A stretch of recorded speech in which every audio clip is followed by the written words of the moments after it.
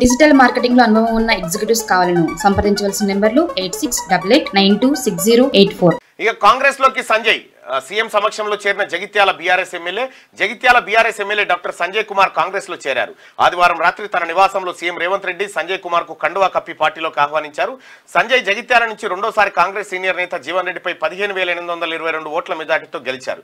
ఇప్పటికే కాంగ్రెస్ లో బీఆర్ఎస్ నుంచి 4 ఎమ్మెల్యేలు దానం నాగేందర్, కడియం శ్రీహరి, తెల్లం వెంకట్రావు, పోచారం శ్రీనివాసరెడ్డి చేరగా తాజాగా జగిత్యాల ఎమ్మెల్యే సంజయ్ కుమార్ చేరారు.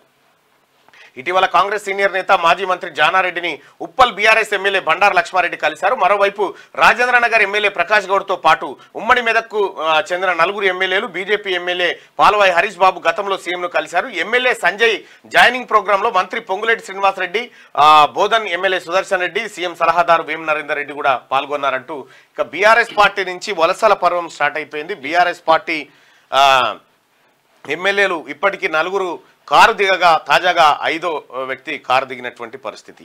ఈ 5గురు గాక కంటోన్మెంట్ ఎమ్మెల్యే అదనంగా కాంగ్రెస్ పార్టీలోకి వచ్చి పడ్డది. సో మొత్తానికి ఇప్పటికీ ఎంత వచ్చింది సంఖ్య? 6 అయినట్టే కదా. అంటే 39 నుంచి 6 పోయింది. అంటే 33 స్థానాలకు బీఆర్ఎస్ పరిమితం అయిపోయింది. ఇక అటు భారతీయ జనతా పార్టీ 8 స్థానాలు, వాళ్ళు 7 స్థానాలు, ఆ తర్వాత వీళ్ళు 33. ఇక మిగిలిన ఇప్పుడు సంఖ్య కాంగ్రెస్ పార్టీ సంఖ్య పెరగబోతా ఉంది. అయితే ఇప్పుడు తాజాగా ఒక చర్చ, ఒక వాదన తెరపైకి వస్తున్నటువంటి మాట వాస్తవం. ఎస్, కాంగ్రెస్ పార్టీ ఫిరాయింపులను ప్రోత్సహిస్తుంది అనేటువంటి మాట చెప్తా ఉన్నారు. కాకపోతే ఇక్కడ 2014 నుంచి మొన్నటి వరకు కేసీఆర్ 42 మంది ఎమ్మెల్యేలను చేర్చుకున్నాడు.